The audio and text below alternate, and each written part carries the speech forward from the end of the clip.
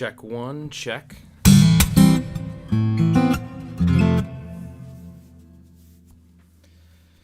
Check, check, check, check, check.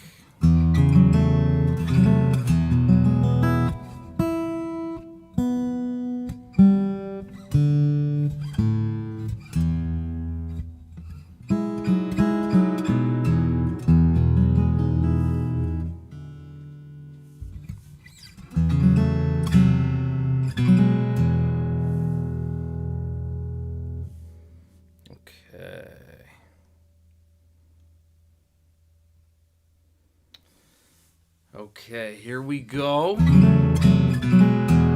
Now, I have to figure out how to... Let's see, I need to see the comments here. Okay, let me try this. I'm going to go on to here. Hello, folks. We're just getting some things sorted, as with every live stream. The power went out right before. Okay, hold on a second here. Okay.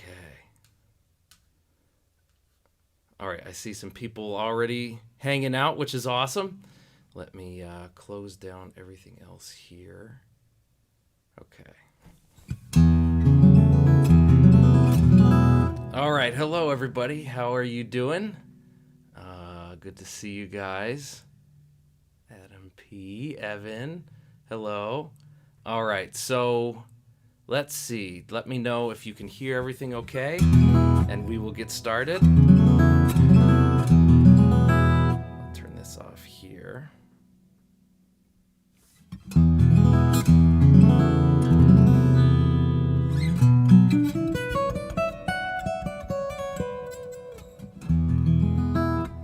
Check 1, 2. Okay.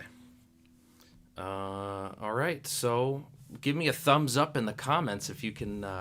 All good? Excellent. What's up, Doug? How are you, buddy? Okay. So we're just going to go with the comments from here. I was going to try to do it on my phone, but all right. We are good to go. Man, it's awesome seeing so many people logging on from all over the planet. Oscar from Colombia. And we have my friend Doug, too, all the way from Fargo. Antarctica in the house. Nice, Evan. All right. Oh, and greetings from Poland. This is awesome. Okay. All right. Well, let's do this. You guys ready? Welcome. This is, always a little bit crazy. Actually, right before I hit, to hit go to go on the stream, the power went out in my little shed building here. So I quickly panicked and got everything plugged in. So I'm glad it's working now. And I won't keep more of your time. You want to hear me play. You don't want to hear me talk about live streaming and all the technical stuff. It's boring, right?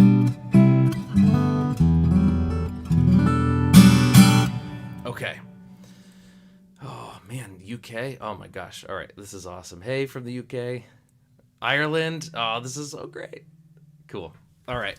This very first song is the opening track off of this new album right here. I don't know if it shows up as backwards on here, but this is This Beautiful Chaos came out just a couple weeks ago, and I'm going to play the opening track. This is called Chase the Chills. So hope you enjoy. Thanks so much for coming.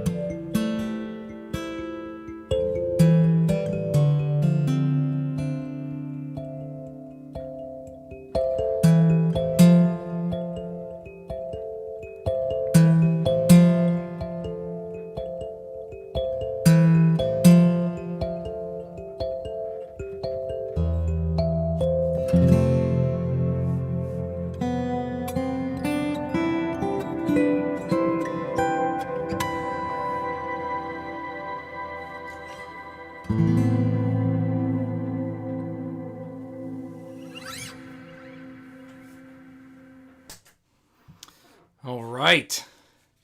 I'm going to just adjust a few little settings here. Okay. Awesome. All right. Thank you guys so much for tuning in. If you have any comments, please let them you know how this works. We've been through this for quite some time now. I think the most important thing to remember here is that this is an interactive thing, right? During the whole pandemic, when live shows couldn't happen, and we're kind of still in the middle of that, kind of coming out of it a little bit, this opened up a whole new way of kind of interacting, which was really cool. So some of the super in time and personal questions are welcome. So let's hang a little bit. So that was a tune called Candyrat, and I think as of next week, it turns 10 years old since it was released. Although I actually wrote that, I guess about probably 2008, I started working on that. So yeah, it's just crazy to think all these years later, you know, I have different guitar, different kalimba. Every time I approach that piece, it's slightly different, and I'm always, reminded of the spots that I need to practice, or the spots that I hear just a little bit differently than the last time I played it. So it's so much fun. I love playing that piece so much. Well, let's hang out here. I'm gonna keep this going with another tune from my 2011, so 10-year anniversary of the album Entelechy. I only have the new album here. I don't have the.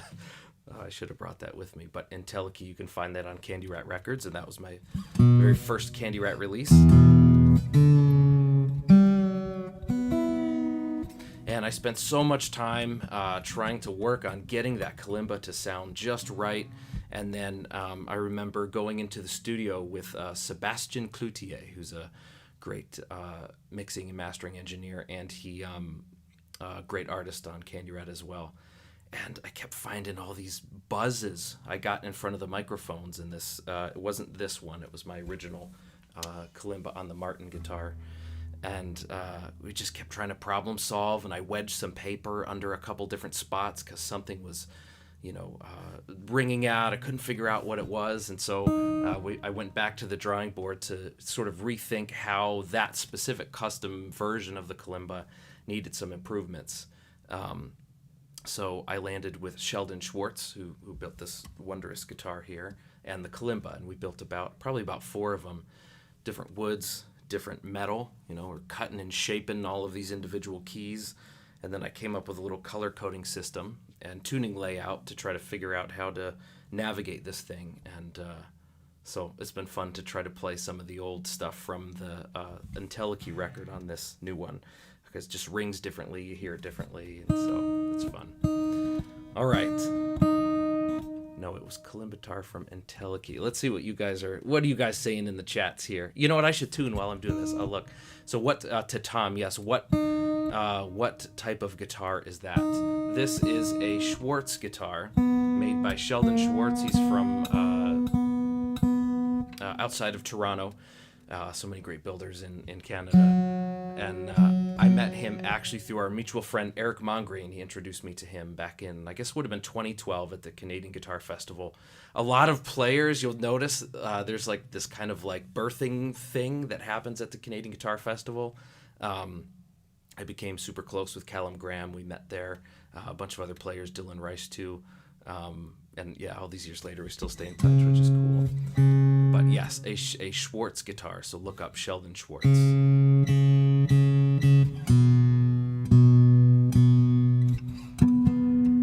I'm going to dedicate this tune out to my man Doug. This is one of the tunes that he has requested over the years. And I have to say, had a whole lot of nerves when I first released IntelliKey on Candyrat, because I was going up against such fantastically amazing musicians, and they've all become sort of dear friends of mine now, which is awesome. That's cool how life works, full circle. But I remember writing, and composing the tunes for IntelliKey, and I had to sort of get the arrangement just right. And every time I finished a new tune, I would send it off to Rob Poland and just, hey, what do you think? Is this going to be good for the label? Does this feel unique, or have you already released something that sounds like this? And so that process was really interesting, and I had a couple of gems on that I felt like I wasn't sure. They were very personal tunes, and I wasn't sure if I would actually put them on the record or not. And one of them was That Old Familiar Pain, and the second one was A Severe Mercy, which I want to play for you now. And for whatever reason, I guess just, the sort of maybe intimidation, thinking about, especially now, so many great guitar players that are just filling your news feeds, TikTok and Instagram and Facebook. It can kind of feel like, where's your voice, but this was really inspiring, because I felt like after I had achieved these two pieces, the more, I guess, kind of more the melodic, it gave me a lot of, I guess, confidence and just more passion to keep going in that direction. So I want to play this for my buddy Doug out in Fargo. Hope you're doing well, my friend. This is called A Severe Mercy.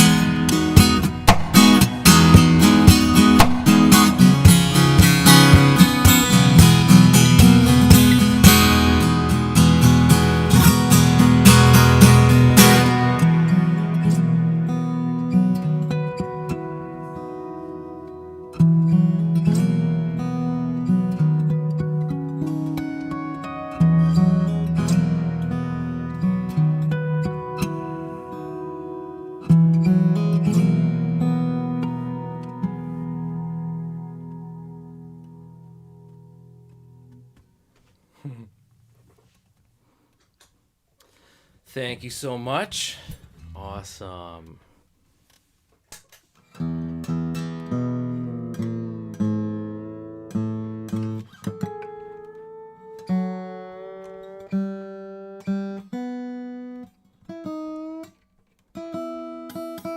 Okay, I'm going to switch guitars here for just a second.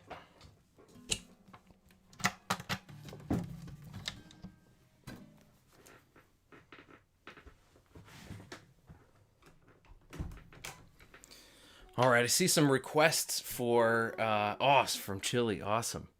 Man, we got this from Norway. Oh, you guys are the best.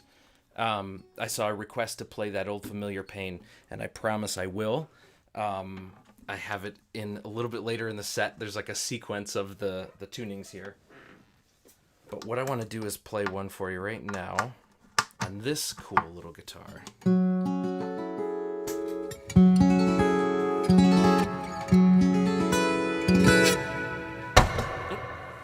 Set this here.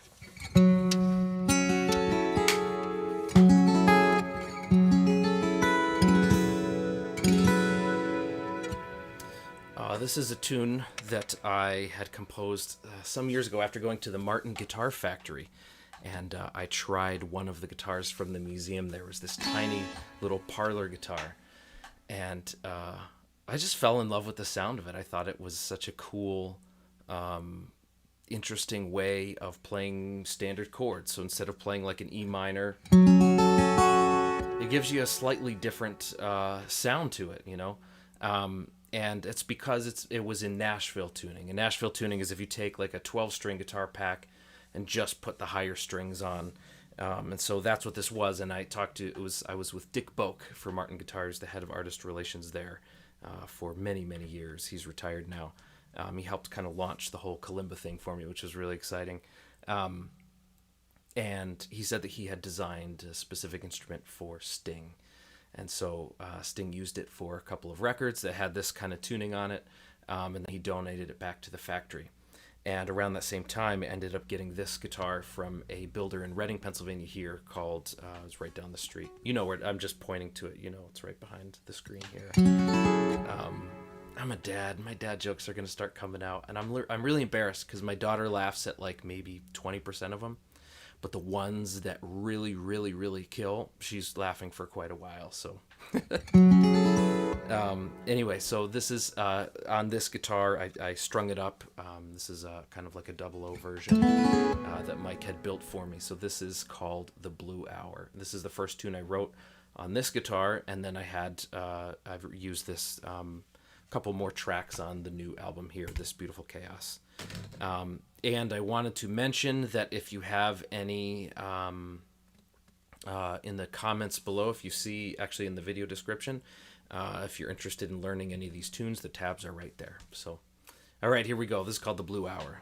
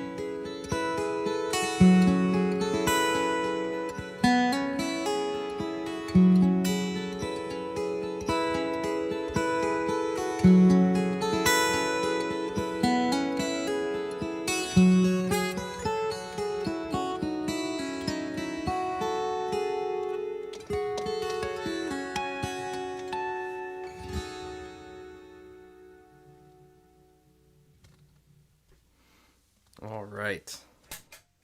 Switch back to this other guitar, and let's scroll and see some of these comments here. All right.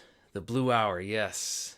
Not Sting. Oh, no, Sting's the man. What are you talking about? Dad jokes. Oh, man, I have so many. They're terrible. Hi, Eva Atmadzidu. Eva, all the way from Athens. How are you? Good to see you. Beautiful noise from that guitar. All right. I actually have a weird noise coming from the pickup on here that I have to problem solve. So hopefully you're not hearing it on your end there. All right, let's switch back.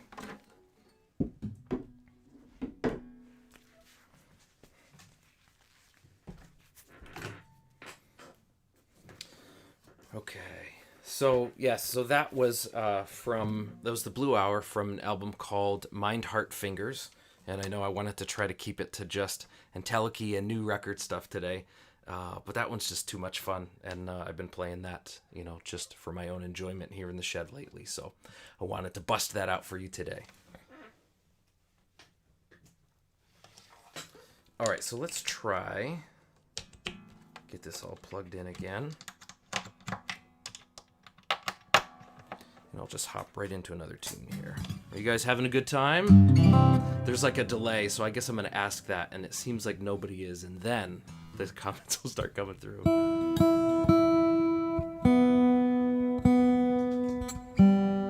Aloha from Oahu. Nice. Oh, good to see you.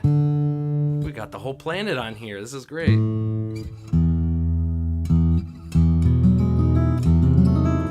I played in Oahu about 3 years ago now. I had a wonderful time. I'd love to go back.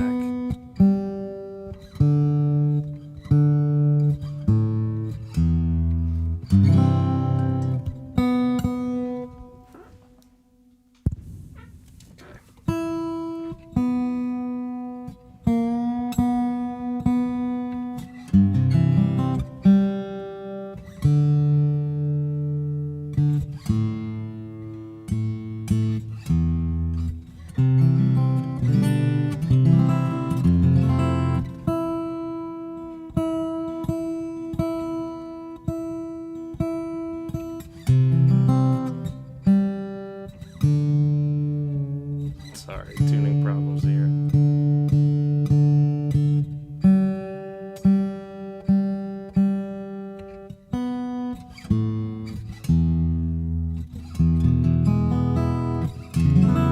Rule number one, when you're doing a live stream and also live, you need to banter with the audience while you're tuning. And man, my brain is in, setting mode. I lost power. I'm trying to keep everything going.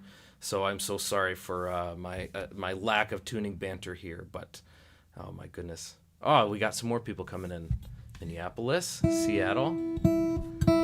Any plans on coming to Seattle? I hope so. I don't have anything on the books right now, but let's hope for the best for 2021, right? 2022, sorry. I've been saying that. Get used to saying in 2020, let's get good hopes for 2021, and now let's get good hopes for 2022. Okay, I'm going to try this piece real quick.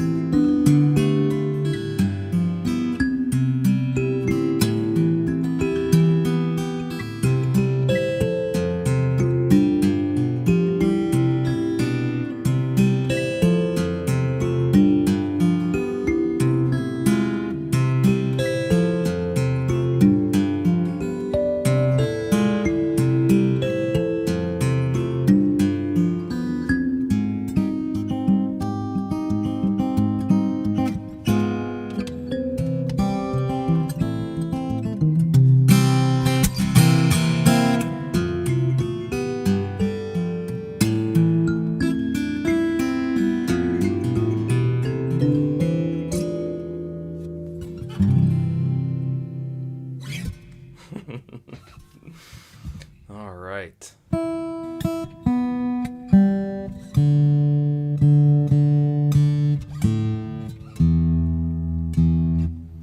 So guess what that tune was? That's one of my all-time favorite melodies.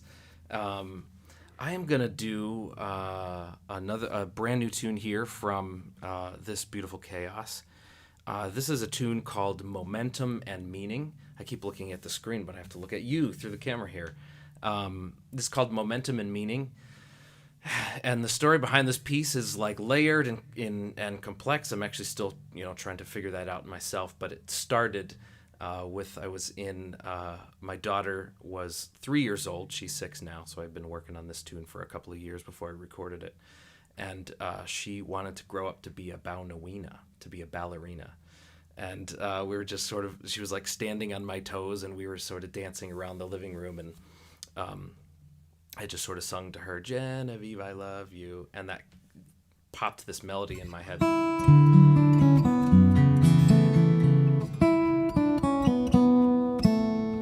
And I was thinking about that, and I just got stuck with it. And then that actually inspired another offshoot tune on this record called A Daddy and His Daughter.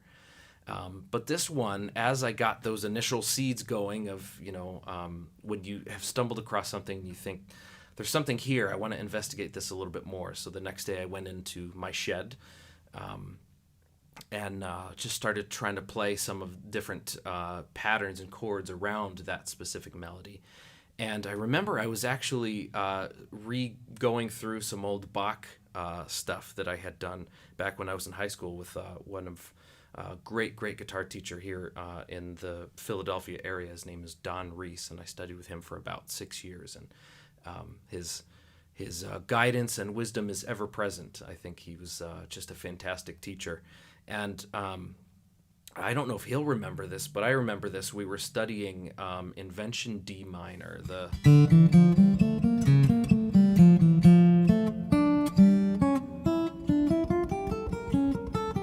I can't remember the rest of that, but there's something cool that Bach does, and this happens a lot in his music, where he'll have a line that is given to you, one note after the other.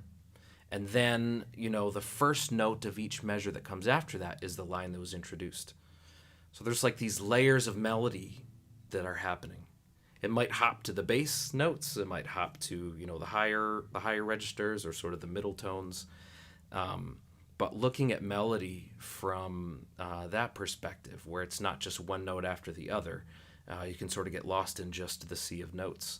But you zoom out and you can actually see that same melody, that really interesting thing is found in random parts. In this case, it was the first of every measure that came after that. It was on the second page of Invention D minor.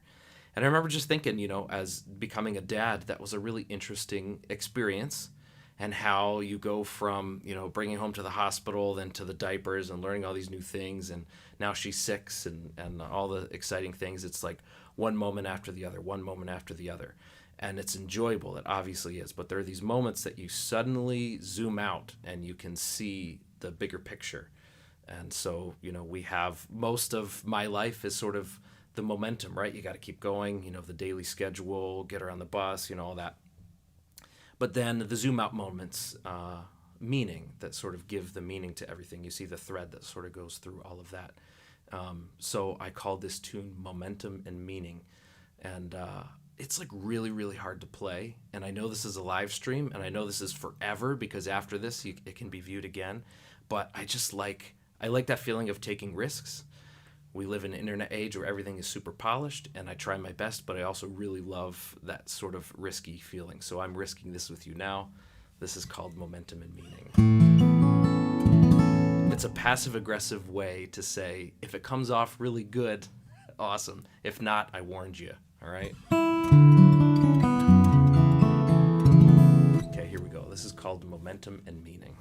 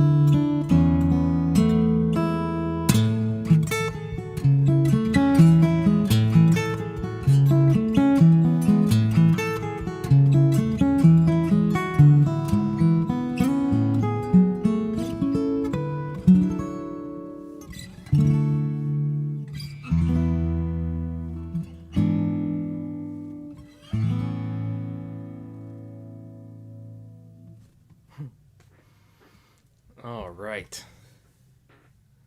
Awesome.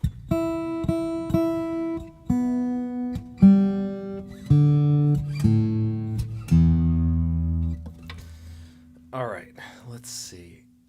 Oh my god, you guys are so kind. Can you play some old tunes? Two perspectives of one love story. Okay, so I have not played that actually since my wedding. I got married in 2007, and that was the last time I played that. So, uh, Abdius, I think I'm gonna have to refresh on that one. I don't remember it now, but I'm gonna go back and relearn it for you, and I'm gonna post a video at some point. I probably should do that. I celebrated 14 years. I'm married to my wife Erin this year, so I think it's probably due. Maybe for 15, I'll relearn that tune. Okay, awesome. Oh, from Germany, excellent. I will be in Germany in just a couple of weeks. I'll be in the Hamburg area, and then in Halle, Westfalen, and then there's a couple other places there. So I will be seeing you soon. Zunke Meinen, Zunke Meinen, one of my favorite players on the planet. We'll do a couple of shows together, and I'm also playing at the Hamburg Guitar Festival with Petteri Sariola and Carleen Langedijk. And she is a fantastic player, great writer, and Petteri he's from Finland, and my gosh, just a killer player. So that will be fun. So if you can come out to that, I know Germany's a big country, but I will be there. Awesome. Let's see. You do your best on this one. That's how we feel. Excellent. Thank you. Good vibes. You guys are so great. Adam P. For something so hard, you sure make it look easy. Beautifully played as always. Well, thank you very much, Adam. I appreciate that. Okay. I'm going to play another new tune from the album, if anyone has any questions. Mateo. Oh man, thank you so much. Okay, yeah, John Woodward. Looking forward to see you at 20 Front Street. I have a run in a couple of dates coming up in Michigan next weekend. I'll be in Lake Orion at 20 Front Street, and then I'll be up in Traverse City at Kirkland Hall Theater up there. And then at Artscape, I believe it's called, Artworks in Big Rapids as well. So hope to see you guys there. All right, excellent. So this is a new tune. Oh, we have someone coming in from Reykjavik too, Iceland. Oh my gosh, okay, this is so awesome. Enjoyed your set at Hughes Room on Toronto a couple years ago. Oh, thank you so much. You guys are awesome. I'm going to play another new tune here. This is called The Presence of Absence. I have to say that most of the, I hope I'm not talking too much here. I feel like I am talking too much, but most of the tunes from this most recent project feel sort of, I talked about after recording Entelechy, I had a couple of pieces on there that felt really, really personal, and I wasn't even sure if I would put them on the album. But then when I did, it seemed to be people were gravitating towards those as opposed to more the upbeat kicker stuff. So, next few records came, and I just started to go in that direction a little bit. And then for this new one, This Beautiful Chaos, I just decided to go all out in that direction totally. So these are extremely personal pieces to me. There's no kalimba and there's no percussion. And so I gave myself the limitation of just melody and harmony to try to really just see what are the... if I give myself those restrictions, what is the freedom that can come from that? And also, I started working on these tunes when my daughter was first born. And we had this small little house. We've moved to a different place now. But I had to stay really quiet. I woke up really, really early in the morning because I could get some time, just some quiet time to be able to play and write. And so I had to keep things really, really quiet so I wouldn't wake her up. And so given the limitations of all of those things, I found a whole bunch of freedom, and this whole batch of new tunes came from that. So here's another one for you. This is called The Presence of Absence.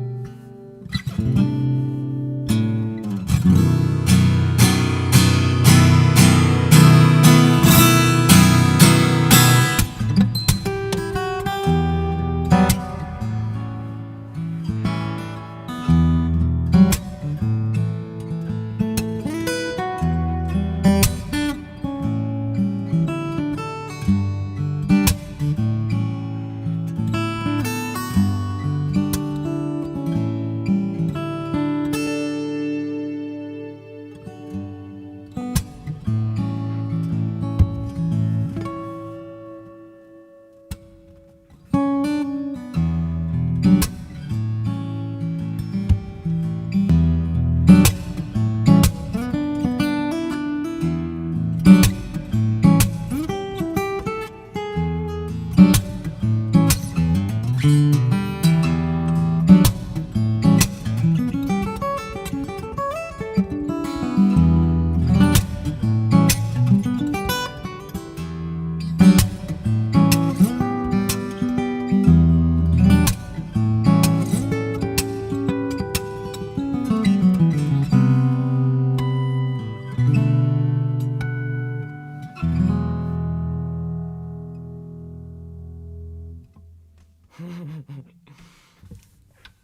right.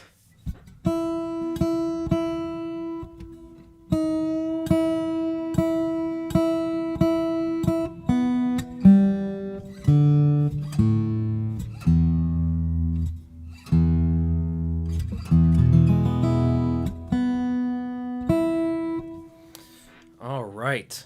Oh my goodness. Noon in Phoenix. Hello from India. Hello. And it's midnight. Well, thank you for staying up and hanging with me. Says this song has got an Eric Satie swing. Yes. So I recorded in 2014 at Imaginary Road Studios. My idol, Will Ackerman, and the brilliant engineer, Tom Eaton. And I recorded a whole batch of tunes, and they became 2 releases. One was called Mind, Heart, Fingers, and the second one was called Kalimbatar Classics, Volume 1. Because part of my goal when it came to the kalimba was just trying to figure out how to get the right sound. And after I got the right sound, I wanted to start to figure out what are the possibilities. Can I tackle some standard repertoire with this kind of new funky version of this instrument? And so I took a couple of years to actually sit down with some Eric Satie and some Claude Debussy. I did Clair de Lune, and then I think it's Gymnopédie #1, Gymnopédie. I never remember the pronunciation, but one of his most famous pieces. So I think that sort of Satie swing is just buried in there at some point. But so yeah, I finished those. I put the project out, and I need to revisit Volume 2 at some point. I have a couple of other ideas kicking around, so if you want, I will try to do that at some point. Can't do it now because it takes so long. I can't do it in real time like some players I know who are just complete command of the instrument. It's amazing. Let's see. You recorded much earlier than 2014. Yeah, so my so John Becker, he's actually a friend from high school, and he taught me how to record. We recorded on, I think I had just upgraded to Windows ME, the Millennium Edition, which came out in probably 98, He taught me Cool Edit Pro, how to record, and I went to his house and then to his dorm room. He taught me, okay, plug in, here's all the settings or whatever. And funnily enough, as soon as the pandemic hit, I got a call from my buddy John Becker, and he taught me how to do the live stream settings. So thanks, man. You are just a source of wisdom all these years later. Let's see. Trevor, what attracted you to the idea of adding kalimba as part of your signature style? Man, that's a good question. I think that, at least for me, the core of every sound that I end up making and sharing is something that initially started as a sense or a chill. That first tune I played was called Chase the Chills. So whenever I come across something, whether it's in exploration, sitting on the guitar or hearing something from, other players, or even just the sound of car doors shutting at the gas station in such a rhythm that becomes an idea that sort of gets sparked, I just chase it from there. And when I first heard the kalimba, I've seen them around. I actually have one on this shelf right in the back. I have a bunch of them scattered throughout here. And usually you find them on bookshelves, But they come from, I went to an African art exhibit in Philadelphia, and they had, a bunch of African musicians playing all the different traditional instruments. And I just fell in love with the sound of it. And at the time, this would have been probably 2006, 2007. I graduated college around that time, first got married. So I didn't, when I was exploring different kalimbas on Google, I was like, let me just get a cheap one and see if it sticks, see if it works. So I bought a small one, and I just loved the sound of it. And at the time, I wanted to actually just do the kalimba into maybe a microphone, into a looper. I was really into doing all the looping stuff. Remember that era back then? And then I just, I was playing with it. I was like, it's too quiet. I mean, the microphone's not picking this up. And I lived in an apartment at the time that had these really, really hollow walls, so you could hear everything in every room. And we moved out of there pretty quick. But I stuck the kalimba against the wall, and I could hear it resonating, And I was like, huh. Well, the guitar is kind of a hollow box. What if I stuck it on top of that? And so I got this sort of micro suction cup material stuff, and I put it on the back of this tiny kalimba. It had only about 7 keys on it. And I stuck it on, and I put it on the guitar, and I was like, great. Now I can get to the looping. It's a little bit easier to reach. And so I started doing a little bit more research on expanding that, and I wanted to hunt down the person who had, when you first stuck the kalimba to the guitar, how do you not cancel some of the frequencies? How do you get the notes to ring out more clearly? What pickup system? And I just couldn't find anything. There was nothing. I finally found somebody who had, experience repairing kalimbas. So I just reached out to try to see if they would sort of help me. And I sent my first version of the kalimba that I had designed and built with Mike Haney, who built this guitar right here. Sent it to him, and he sort of fiddled with it and said it's as good as I can get it. And then from there on, it just kind of, I failed up. I kept thinking, this doesn't sound quite right. This doesn't sound quite right. And then the keys, I wanted it to be a broader range. And again, I started, can I find one that's like a 2 octaves chromatic in a tuning layout that's comfortable to play with one hand? And I couldn't find anything. So I just started designing them and just convincing different builders to help me with them. So again, to answer your question, that's a very roundabout answer to your question there, Adam. I don't know if I made a conscious decision like this will be now part of my sound. I've always been of the mind that you have to follow inspiration where it leads. And that might lead you to some crazy rhythms for a couple of months, or, sitting down with a kalimba.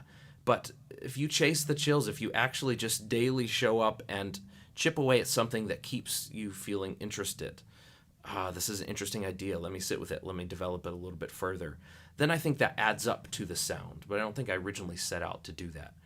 So for any players out there, if you have that pressure of like, how do you find your voice? Well, your voice is always, always, always being, it's sort of speaking through different things that it's hidden in plain sight in your life already. What are the records that you like to listen to, the players that you like to listen to, and what is it about them that really stands out to you? That's an indication of what your taste is. And once you kind of grab from some of those and see, okay, they're using this sort of style chord, like this chord here. I have to have a double. I first heard that on an Alan Holdsworth record, and I'm like, what is that? What is that? And I had to figure out what it was. And then I could sort of take the concept and integrate it from there. And I guess after years of exploring like that, that becomes your sound. But you don't set out to do that. You actually just sort of investigate what your taste is in all of the music that you already listen to, and that will inform you what direction you should keep going. So I hope that helps. All right. Yes, my friend from Cartagena, Colombia. Man, that was so much fun. This was in 2017. I played a tour in China. I flew home to Philadelphia to do laundry, and then went straight to Colombia. And so, time-wise, everything was just so different, but it was so much fun to just kind of experience cultures like that. So wonderful meeting you there, Oscar. That was awesome. All right, so let's talk about the next tune here. I'm going to play a tune called Quarantine Chords, and I released a video for this on Candyrat, I guess probably last April. I'm a big fan of chords. I mean, I'm assuming you guys are guitar players. That's why you're tuning into this. I've always found that, in investigating different players and different musicians, I've always found that I really like a certain style of chord, a certain feeling of chord. And I sort of have formed like an approach around that. What I mean by that is if I play in isolation this sound right here, it doesn't sound very nice. There's a lot of tension built into that. And yet, when I put that in context of the rest of the chord, that tension is the very thing that becomes beautiful in the context of that chord. So when the pandemic first hit and all the shutdown happened, for years I've always been sort of sit down with a couple. I think I'm a chords guy more than anything else. I like finding chords that sort of bring you that feeling again, give you those chills. And I didn't do that for a couple of weeks. I was watching gigs get canceled. I had no idea what was going to happen, and all of us were trying to figure out how this affects us personally, but also communally, our country, our family, all the people that we know around the world. It was just a really bizarre and scary time. And so one morning, I avoided my guitar for a couple weeks. Then one morning I woke up, came to the shed, and I sat with a couple of chords because, again, that feeling of if you can find, tension in one perspective is just tension, but tension in the context of everything else can become beautiful, like those intervals in a chord like that. All right. So I just started exploring a couple of different chords, and this is kind of an improvisational piece that came out of that. And so this is called Quarantine Chords. It's not on an album. I'll do it at some point, but I want to play that for you today. So here we go.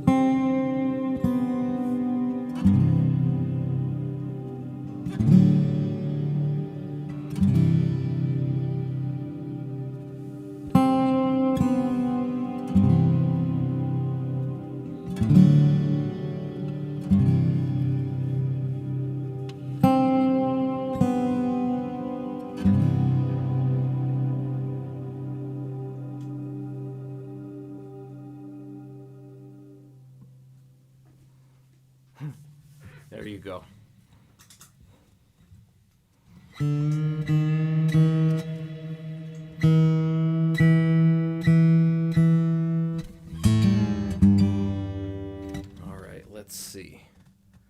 see some of these comments up here. Yeah, special thank you to Candyrat. Rob Poland, Rob and Holly are just such wonderful people. Thank you so much for taking a risk on this bizarre guitar player with a kalimba all these years ago. So thank you. My gosh, very grateful.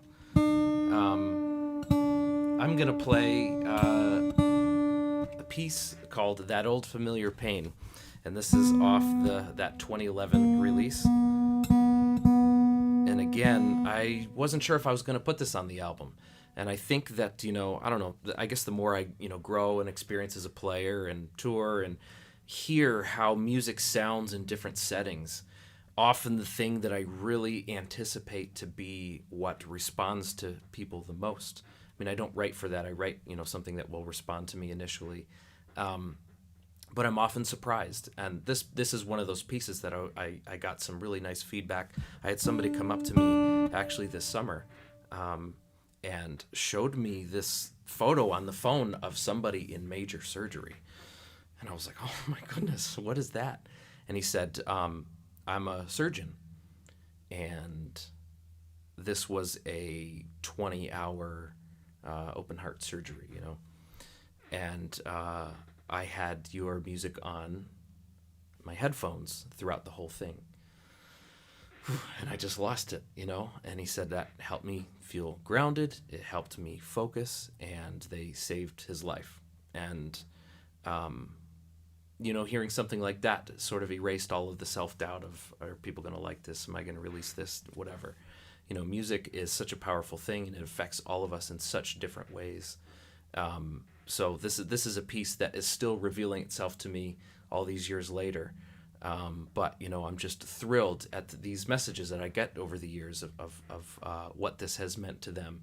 And that's great, because it means a lot to me to play alone in the shed here, and then to be able to share that with you and have that become part of your life. I'm getting all gushy, but that's what music is. I think that's awesome.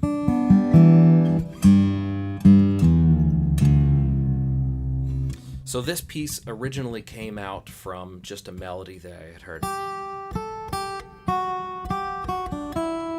Right? And I've always loved complexity in harmonics, complexity in chords, but a simplicity in melody. And this was one of those that sort of... I don't... Most tunes will take a really, really long time to write, and this one didn't take too long to write, and I think maybe that's what my initial doubt was about it.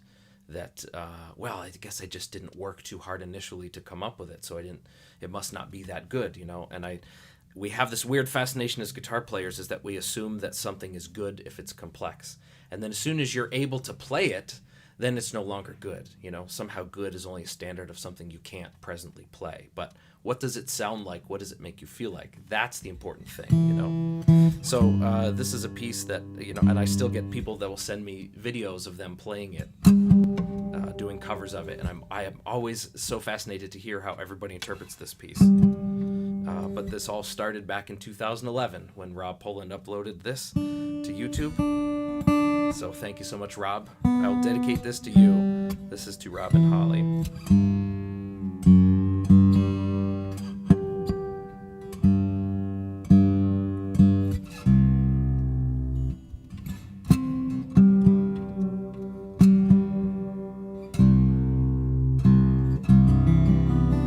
Okay, this is called That Old Familiar Pain. I have a squeaky chair. Hopefully that's okay. If it hasn't bothered you up to this point, then I think we're good.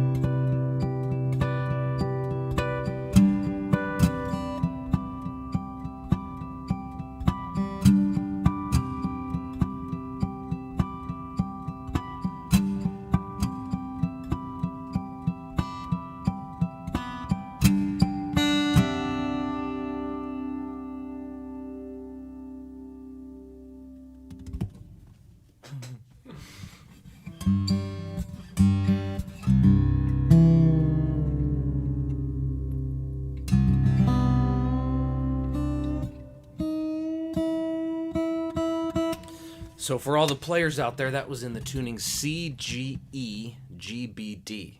And I think I did almost every song was a different tuning on IntelliKey. And not that every song is in the same tuning on this new one, This Beautiful Chaos. However, I have fallen in love with, again, standard tuning. So most of what I play today is in standard tuning. It's my lifelong goal in the fingerstyle world to make standard tuning great again, because I think it's a fascinating tuning, honestly. With open tunings, it's really great. It's like starting a painting, though, with an outline already, right? So it sort of informs what your key center is going to be, what some of your chord choices are. Whereas I feel like whenever I come back to standard, it's like a complete blank slate. And so that gets really exciting. So I'm rediscovering last couple of years and keep going standard tuning again.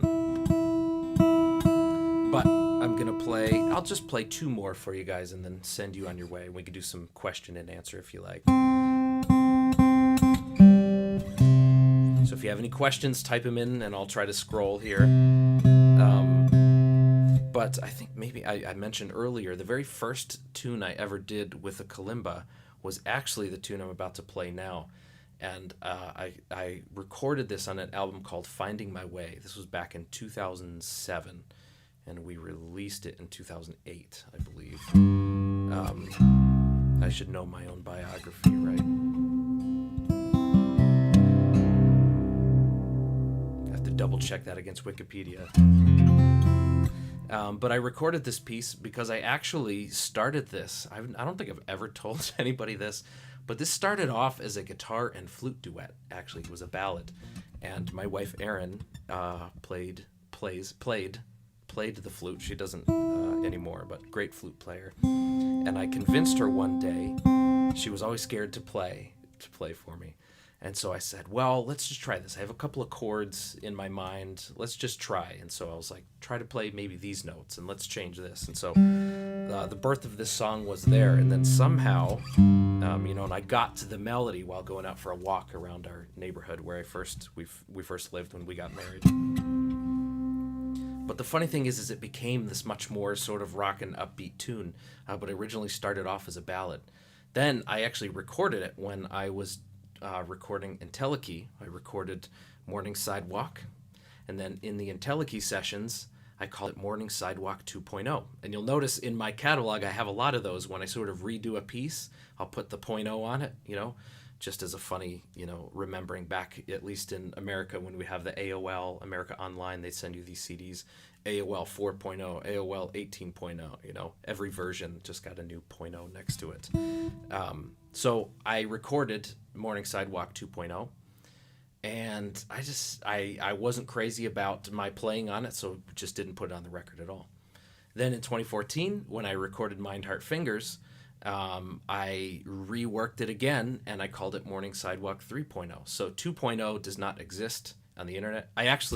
This is not a plug, well, maybe it is, but I do have a USB stick with all of my albums and everything I've ever done, guitar tabs and videos, and I do include that as a sort of bonus track. I have a couple other unreleased bonus tracks on there. But so it started off as a ballad, so I guess technically it would be 4.0, but it started off as a ballad, then officially on Finding My Way 2008, and then Morning Sidewalk 2.0 during the IntelliKey sessions, scrapped that, and then revisited it here.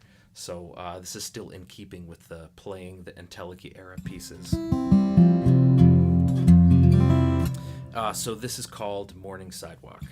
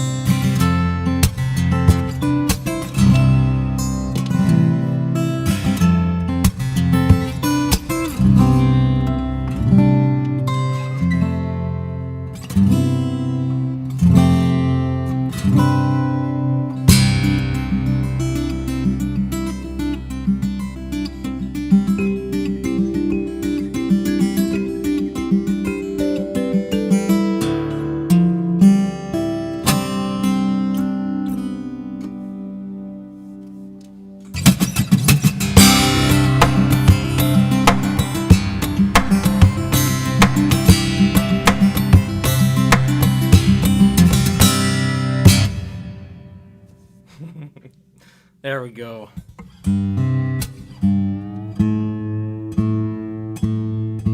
So that's a tune called Morning Sidewalk. And the kalimba part came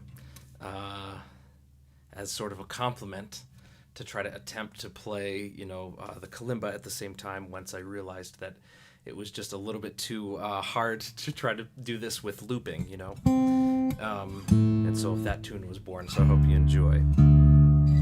Here's another. I'm going to end with this song here. This will be my final song here. And in order to introduce this piece, I just want to say an extra special thank you to Corin Nelson. Corin Nelson is somebody I have admired, and I do continue and forever will admire. I walked into a Borders years ago. Actually, it was a Barnes & Noble, back when they had those big bookstores. And you could try... listen to different CDs. You hit a button and you put on these headphones. And I remember listening to a couple records from Will Ackerman. One of them was The Sound of Wind-Driven Rain. And I was just blown away at the sound of it. I mean, I've always loved Will as a player. He's a wonderful, dear friend now. I mean, just a wonderful, wonderful person, wonderful player.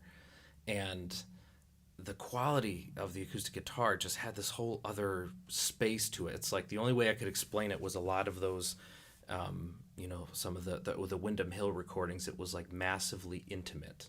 You're inside the guitar, and yet you're sort of outside it, and yet you hear this like big expanse. And I just fell in love with the sound of that record. And then a couple years later, that would have, so that record came out in '97, I believe, and then 2001 or no 2004 is when he had recorded, and he had done a whole bunch of other records. David Cullen, really great guitar player as well, and so then Corin ended up winning a Grammy with Will Ackerman for the 2004 release of Returning, and I felt so.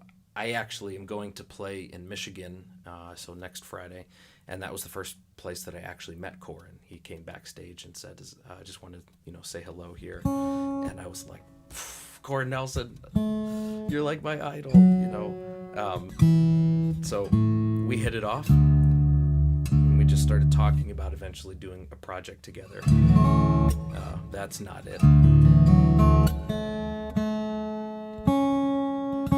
And so I had these batch of tunes that I was working on, and so I talked to David Cullen and his wife Jill Haley, and they said, "Why don't you give Corin a call?" And so I called Corin, and we talked about doing this record together. And man, we went to this old barn that Corin had redone and turned into a beautiful studio up in Redding, Connecticut, Maple Hill Farms, it's called. And so we just spent a week. We recorded sometimes early morning, sometimes late at night. But I have said this probably in a previous live stream, so I apologize if I'm repeating myself, but I think that every guitar player, whether they wants to admit it or not, has some sort of panic when that red light goes on when you start recording. No matter all of the likes and follows that you have, no matter how much you've edited, the video clips or whatever, how much you put out into the world, you have to make magic happen in front of those microphones the minute that red light goes on. And that panic, this was probably the first project that I've actually felt sort of fueled by that.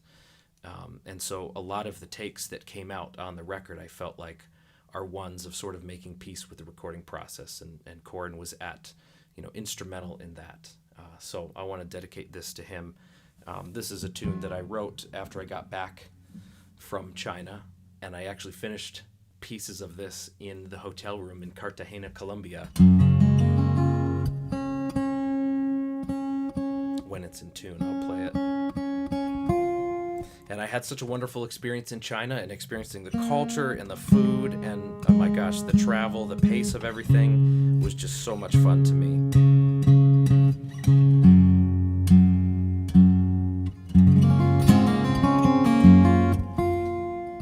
And so I came home and I started, I got a couple of apps on my phone and I started learning Mandarin. And I gave up. It got too hard. But I always loved the subtlety. The way that you phrase something in Mandarin is so fascinating because it can have different meanings, So again, there's that sort of layered meaning theme. I guess that was a part of, during writing this last record. But that's what I started, with a couple of little phrases, and then I just sort of took it into the notes and is there a way that I can play the same note different ways?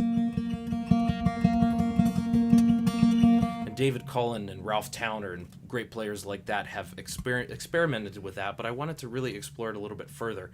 So this is kind of like, all of the experiences in China, touring with Fingerstyle China, my buddy Callum Graham and Yuki Matsui from Japan.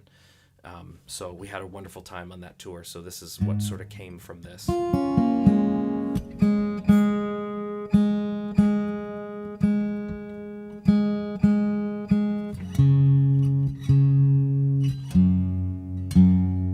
I'm going to close with this one. I just want to say thank you so much. I hope I didn't talk your ear off and I gave you some good melodies to listen to here. And then I'll hang on for a little bit. You guys can sign off if you want to, but I'll hang on for just a few minutes if you want to. We can chat a little bit more.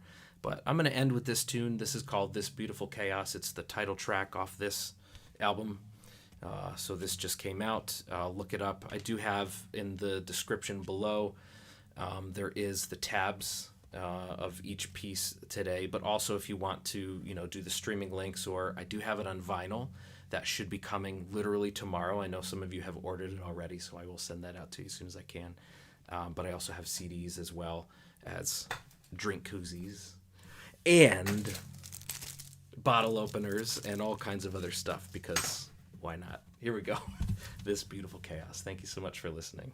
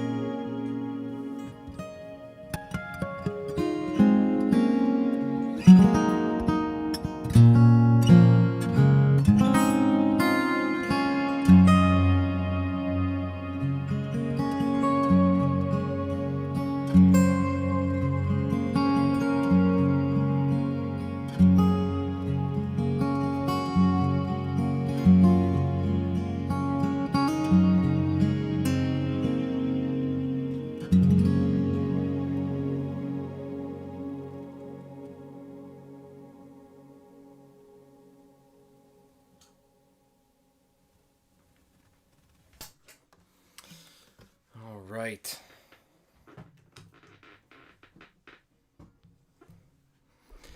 Thank you all for tuning in. I know I've probably kept you longer than you think, but I want to make sure that I get to some of your questions here.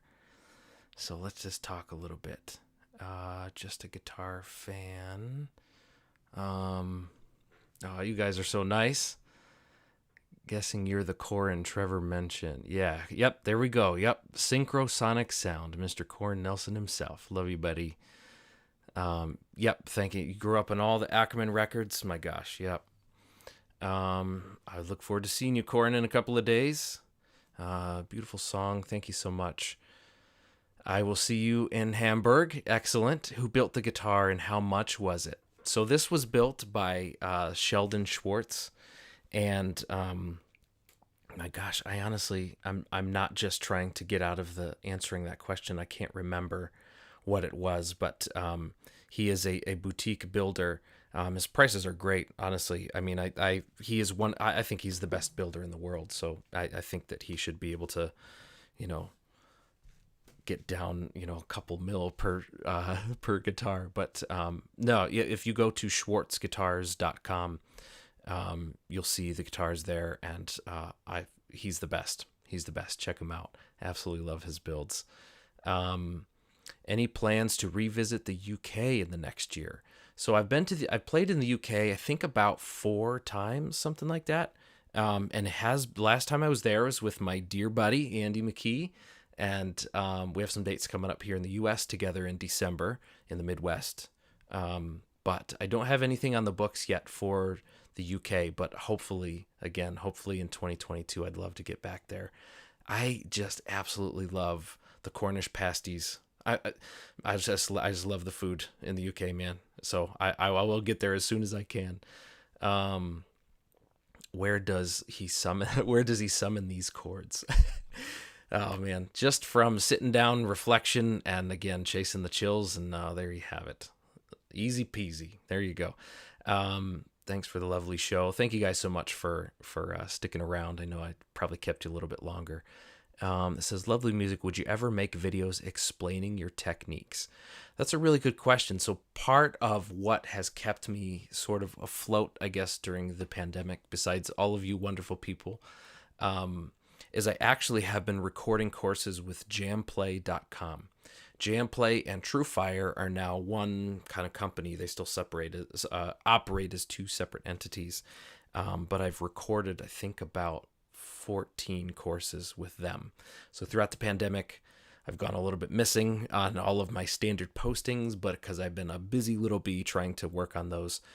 So I have some courses that are literally the history of fingerstyle guitar told through riffs, from ragtime piano all the way up to contemporary stuff, all the way to, left-hand exercises, beginning fingerstyle guitar, one specifically called Building Colorful Chords. It's all about the harmony and I guess the kind of inversions that I really love to explore and discover. So if you go to jamplay.com, all of these courses will be available as a separate purchase. But I believe that some of them are available right now. Some of them are still in the works, getting to be released. But just keep your eyes peeled for that. So there's a ton of that sort of instructional content coming to you, because I love doing the instructional stuff. When will you come to Iceland again? Yes, so I was in Iceland, I think 3 times. And my gosh, I would love to get back there. I love it so much. please, if you know anyone to get me back to Iceland, I would love to. My contact, I don't know if I don't know if they're still booking shows there anymore, but at some point I would love to get back there. But excellent. Okay. Thank you guys so much. Special thank you. I'm just looking at the clock here. Special thank you to Candyrat, to Rob and Holly Poland, helping host this, and to John Becker for teaching me the settings on OBS to figure out how to get all this streaming again. And just to all the players out there, I just want to encourage all of you. I think we're in a season right now with social media. I mean, and I don't want to, I know this is a whole other discussion, but I just want to say that it's very easy to sort of lose what is your voice, what is your passion, what is the direction that you want to head. Don't worry about having to make every minute of your progress and your discovery public. There's so much about posting and keeping the algorithms fed so that when you release new stuff, and all of that is part of it. But, never underestimate the time of just you and your instrument and really honing in what you love to listen to. Some of the best advice I ever got, which I still use to this day, is, how do you know what to write? Somebody just told me, play what you would want to listen to. So make sure you unplug from all that other stuff and just play what you would want to listen to. And that old saying that says what is most personal is most universal, I think that's true in that case. So find what gives you the chills when you're playing and then share that. I think that's going to be what connects most with others, hopefully. All right. Thank you all so much. It has been my privilege and honor. If you have any interest in listening to further tunes or getting the tabs, you can see in the video description link below. But you will guys all have a wonderful day, and we'll see you on the road somewhere at some point, hopefully. Peace.